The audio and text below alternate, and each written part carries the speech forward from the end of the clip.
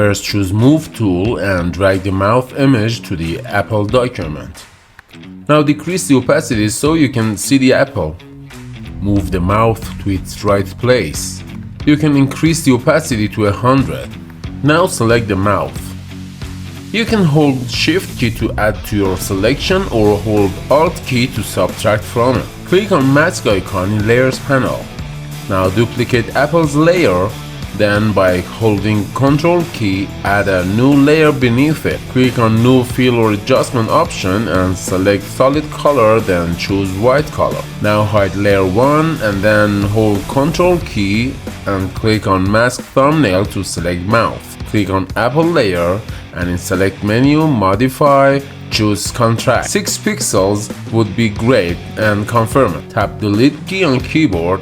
By holding Shift key, tap on the first layer to select both layers.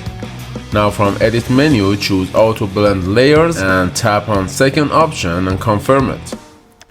Hold Ctrl key and click on the hidden layer. Then from Select menu, choose Inverse. Now tap Delete on keyboard. By Healing Brush tool, make mouth pattern like the apple if you'd like to. And that's all. Now don't forget to subscribe my channel and like this video if you liked it. Thanks for watching.